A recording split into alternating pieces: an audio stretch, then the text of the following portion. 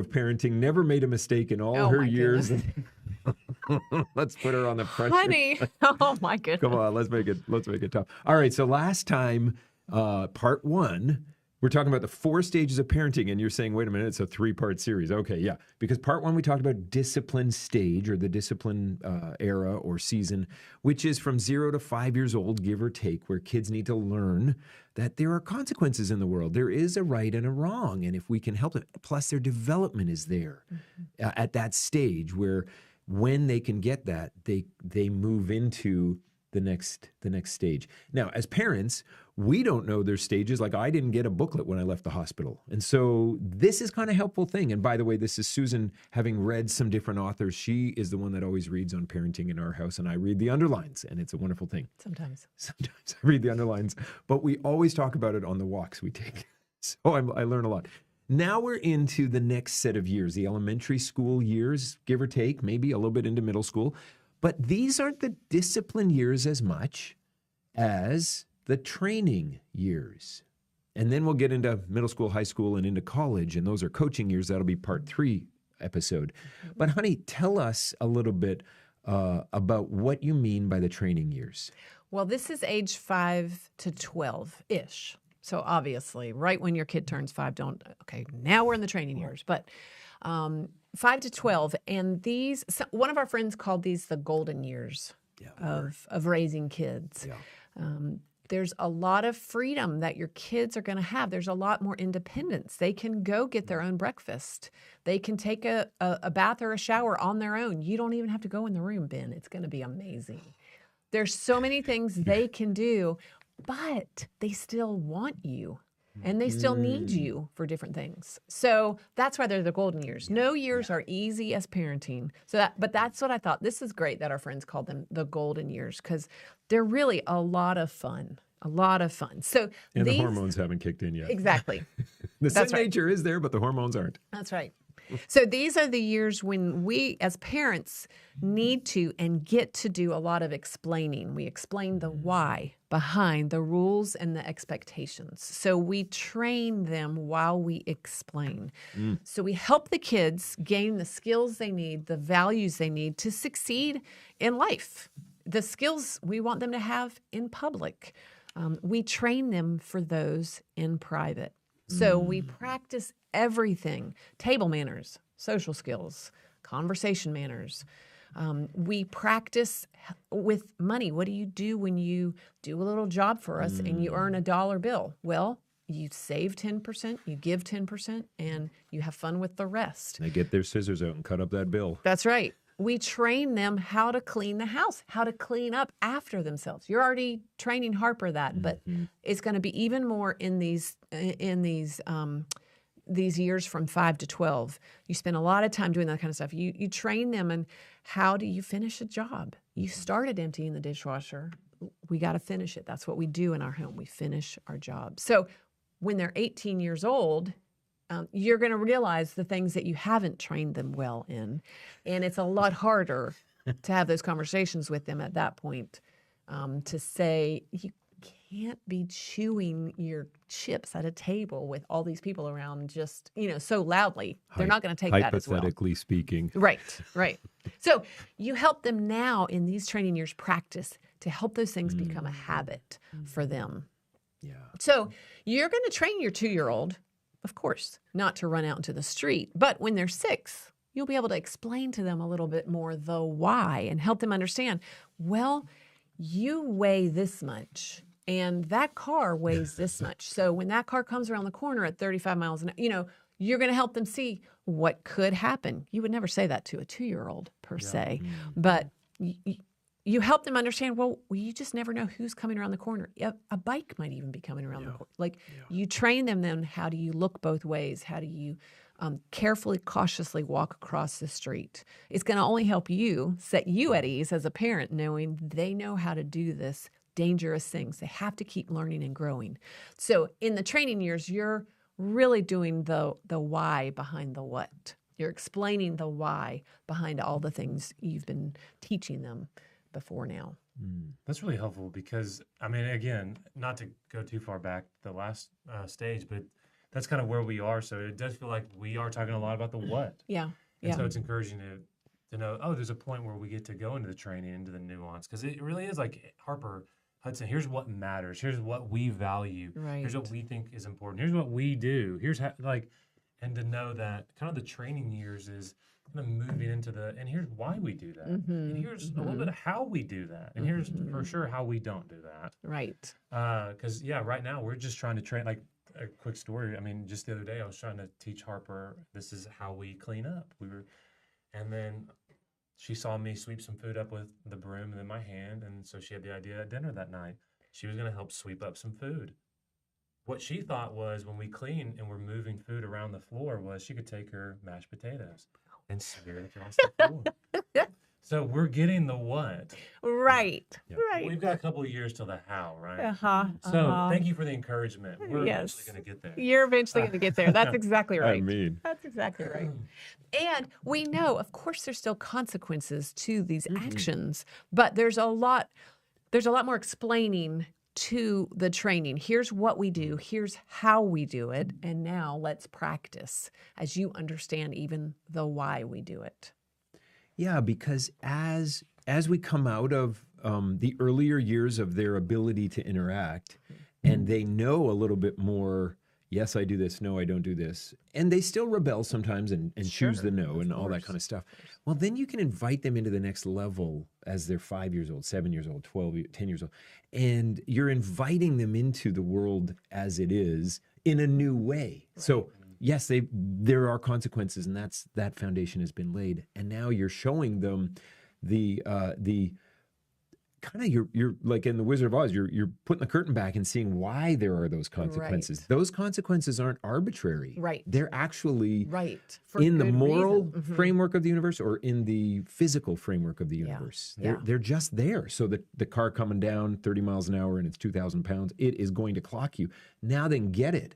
Right. And when you talk back to adults, it's going to show disrespect. And so, that's not the way we do things. Right. And so there's a consequence to that. But also it's not honoring Mrs. McGillicuddy. Right. It's always Mrs. McGillicuddy. I I know. love it. She's everywhere. She is. And she's either great at something or terrible at something, Right. depending. Yeah. You just never. If I'm driving or depends not. on the day. When we were talking about this like earlier, it was right there, and you had just said it. It was something I'd never put together before, and it was actually really helpful because, again, eventually we're going to enter into this. Like I think we just I grew up playing sports, so practice was everything, and we constantly did this because why? You're getting yourself ready for the game, right? And so like I've never thought like you have to practice table manners, like. great. My mom and dad didn't just expect me to get it. They're like, no, this is how we do it. And every night I'd try to put my fork on one side. No. It goes on that side. Oh, okay. Or like, there's a tons of like, what are some other examples? Because I need to hear this to go Right. ahead and get ready and Right. figure out our game plan. Yes. Yeah, that's great. You do need to decide in your home what kind of manners do we want our kids to have, and then just practice them. In our family, it was really big. I haven't done this well but in my family growing up, to put your napkin on your lap. So when we wouldn't do it, my dad would just come out with, Susan forgot to put her napkin on her lap. It's so dumb. But I mean, we thought it was hilarious at first. And so we just learned to do it. Or if somebody had their elbow on the table, bend, strong and able, get your elbows off the table. So you just sounds need like to camp ministry. decide. Come on. Yes, my dad did do that in the early years. But you need to decide, what do we want our kids to do, and call them up to that. My dad always acted like the Queen of England was having dinner with us, and we just needed to learn how to do that. Well, I might not be that well trained for the Queen, but I did learn a lot. And I mean, even at a dinner party the other night, Jimbo Perry was coming to clear the dishes away. And he said, if your fork is at 4:00, then I'll pick up your plate. I'll know you're done. He's still training us as adults. So we're all like making sure we get the fork in the right place, like you were talking about. So, but we want to train them. How do you greet someone? How do you look them in the eye? You shake their hand firmly. You ask a question of them to show your interest in them. How do we be polite as a guest in someone's home? Put your napkin on your lap. Don't talk with your mouth full of food. Don't dominate the conversation. Be sure you ask them questions. That's a big one. And have it be a conversation rather than just a monologue. How do you interrupt? Mary Henderson did a great job of this with her kids. She would be talking in the gathering hall after church with another adult, and her kids would run up to her. And you know how, you might not know that. Well, you do know this already with Harper. She might not say all these words, but kids will run up, Mommy, Mommy, and they need something, like it's big. It's not really big, but they need something in the moment. She taught her kids to come up to her when she was talking to an adult and put their hand on her arm. And she said, then I'll know you need me, and I'll politely get to a stopping place in my conversation with the adult. And then I'll say, excuse me just a minute, and I'll ask you what you need. Well, that was polite to the person she was talking to, but it also taught the kids, life isn't all about you. You can't have your needs met, immediately all the time. If it's an emergency, clearly. But it's never an She'll see emergency. the blood on the head. Yes. But I thought that was great. Yeah, that's beautiful because it's that form of communication so that there is a need, and then it's the teaching of the patience and the honoring and respecting of the other person, and the knowing that mom is gonna triage it properly, Right. and trust. I mean, that's a whole lot of training in that one simple practice. Right. I just kind of got yelled at. Right. Yeah. As a 6-year-old, stop interrupting. Right. Like we didn't have that, and I mean, I'm joking, Right. my sweet mom. Right. but you boy, that little hand on the arm is a way that we can help our kids learn all that all in one. And you're going to just stumble into the things you're going to realize you need to train to. Like, I remember one time, Andrew might have been in 4th grade, and he went over to a friend's house for a play date, and I went to pick him up, and he and his friend decided it would be the best idea to go hide from us. Well, 20 minutes later, I was infuriated because we were late to something. We were making this family late to their plans. I felt like a fool because I couldn't, get my kid. And I realized, I haven't taught him. When I say it's time to go, you come out and you be respectful. And so it was a hard conversation. But after that, when we said it was time to go for the kids, they knew it was time to go. So we got to train. Now, it might be a temptation to think, great, these are the years I get to talk their heads off. And, because I'm training them, I'm teaching them. But you're not going to be talking all the time. But these are the years when they're going to need to understand the why behind the rules and the expectations. So take the time to train them and help them get it and make it fun. Well, that's just it. So how else do you make it fun? Well, like when you play a game with them, and now there's a board game and there's dice or there's cards to pick up, sorry, or whatever, well, now you can train them how the game works, a little bit of strategy, because that's kind of fun, but also how to win graciously, lose graciously, how to deal with those emotions, like they took my spot on the board. Right. How do you navigate that? And all of that is an opportunity for mom and dad to help our little ones grow in resilience. Right. So early on, when in the discipline era, the 0 to 5 years old, don't touch the outlet, you'll get zapped. And so we have to grow in resilience that way with a dead end. Now we're helping them grow in resilience, but we're playing the game with them. Mm-hmm. And sometimes we beat them to show that, and sometimes they beat us because we let them or because they actually do. Mm-hmm. And there's just like, they're seeing how the world works. Mm-hmm. Somebody else also said, take your kids with you everywhere. You're running an errand, take a kid. Mm-hmm. Just put them in the back seat, put her in the back seat. You're going to Lowe's to pick up this, that, and the next thing. Use it as an opportunity to be with your kid. And then they start, like we don't need to protect our children from all the things of life. Let them be in it with us. If you're out, like, does that, and that's training. I mean, it's a little hard to schlep the 2-year-old, but once it's just crawling in and they know how to buckle themselves in, man, and boy, there's a lot of times you stop at the ice cream shop. Yeah, you definitely did that. So. Well, so I agree. And I was thinking the exact same thing, like kind of that life is a lesson, like taking the opportunities kind of wherever you are. I mean, we like, and I'm doing this stuff in the wrong stage, but like we just try to do that with Harper. Like absolutely, things that I've learned along the way, and I don't even remember who said it, but it was catchy when they said it. Like vision leaks, like but your kids need vision. Like that is that first stage is the what, like, and like this is what we think matters and what we hold to be as important. And we often will say that to Harper, like, hey, we're going to do this because this is the right thing to do, or this is what we do here. Right. And we just constantly say those things. Probably we're like a noisy gong to a point, but it's like over time it's gonna ring true to her, I think. Yeah. At least we hope.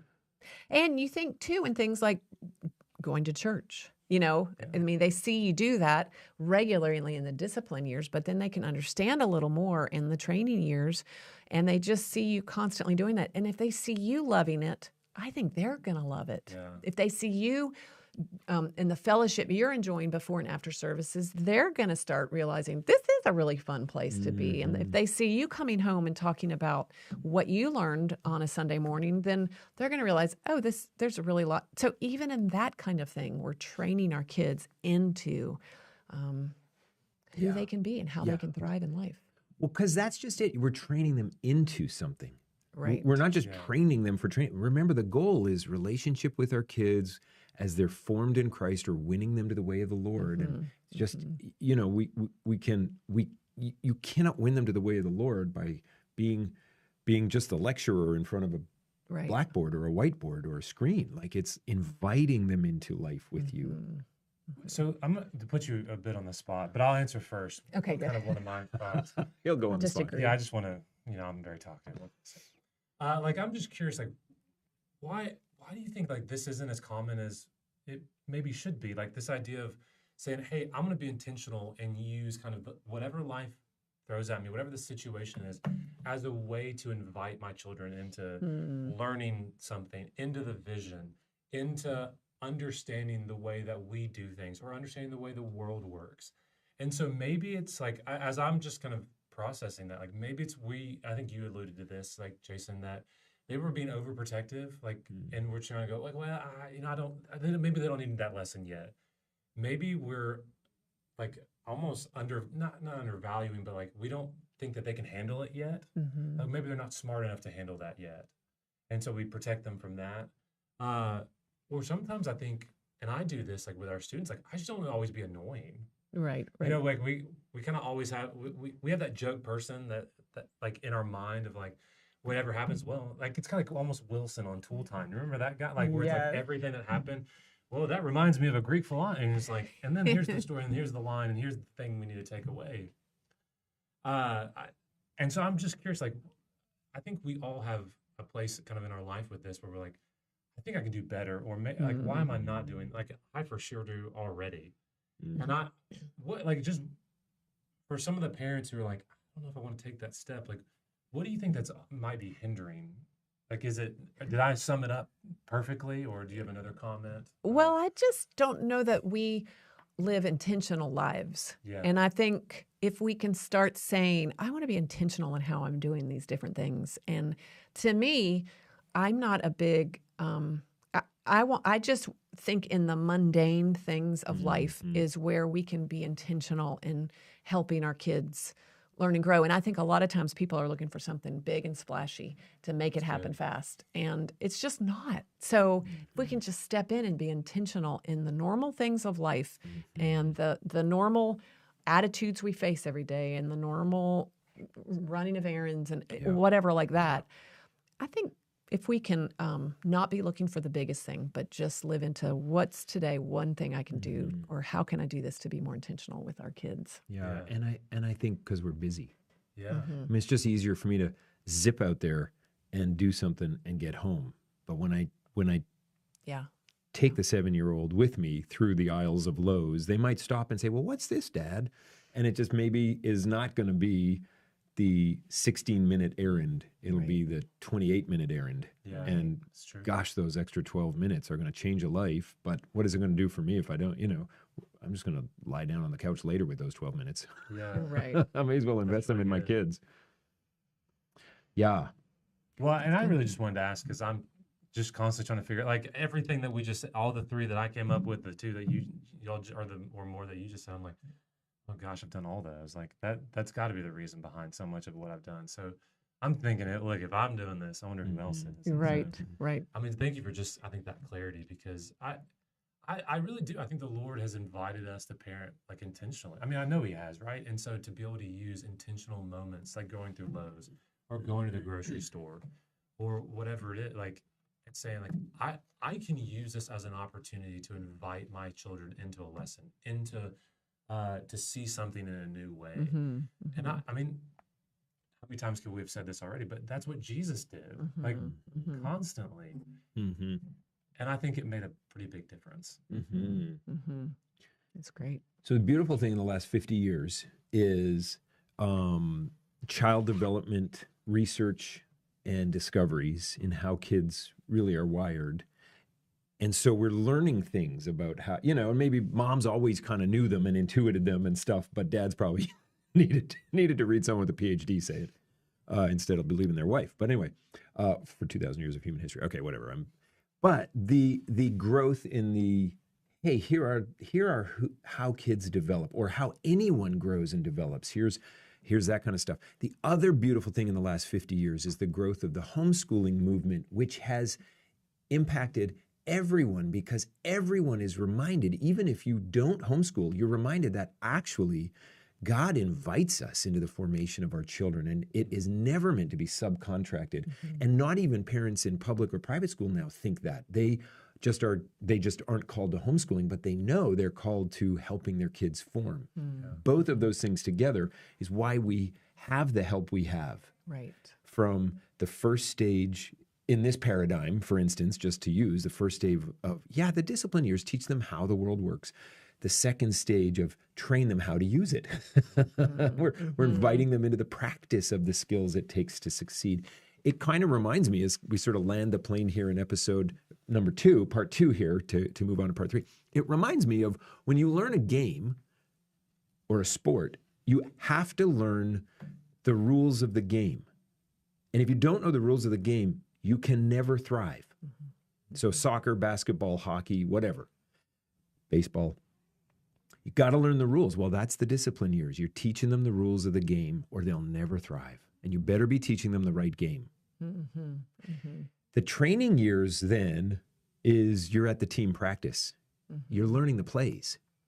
You're learning how it works and how to work together. And I see where he's going now for the coaching years. I have no idea. Coming next. Ben, I had him hooked, honey. I was in. He was. I was getting over the mind. So join us next time as we get into the game with the coaching years. We've done the learning of the rules, and we've done the learning of the plays. And now we're going to go on to play the game. Thanks for joining us. Part 3 is coming up.